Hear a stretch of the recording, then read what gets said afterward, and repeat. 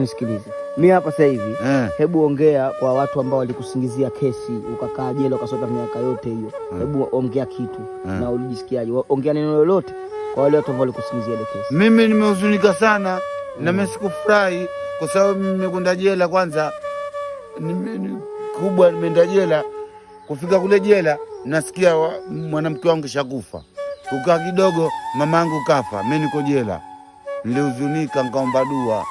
Shona. Kwa hiyo mimi nilikuwa na mawazo kibao kichwani.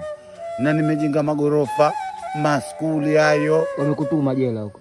Wasinitume vipi? Utalala vipi? Sasa hivi shalala sasa hivi. Na kesi sio yako. Na kesi si yangu. Umefanya nini? Kesi ilikuwa kesi gani? Kesi nimeambiwa kwanza nimebaka, baadaye uongo wao Mungu akawalani, nikaambiwa nimetia vidole.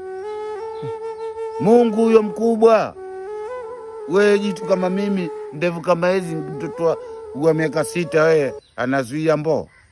Mtoto gani wa miaka 6 anazuia mbo? Lakini wale wameona ati umaarufu ni kama wewe Tofa Mlela hoi, Kitope nzima anakujua pale. Kwa hiyo wewe hapo Tofa unapona, unaweza kasukumiwa janga. Kufanya nani? Tofa ndio kufanya wanakuja pale sheha, balozi, maskari wanakubeba na kupeleka. Na ukifika mahakamani, mtoto mdogo wa miaka 6 anaonekana bora kuliko wewe.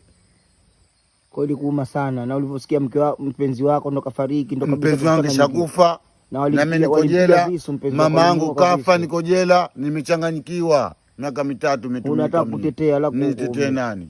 Nitafanya nini?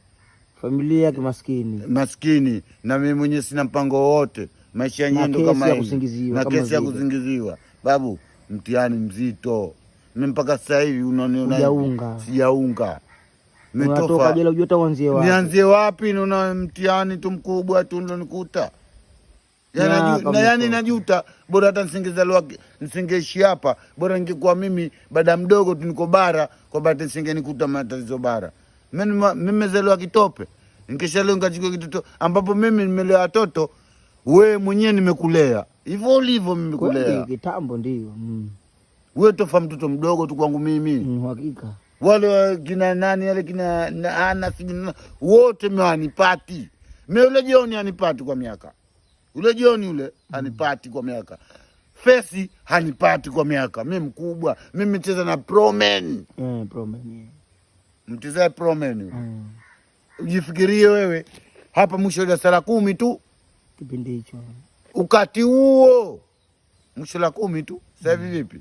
Siku na sanaa, si form 4, si form 5, si darasa la 18 hapo Kitope.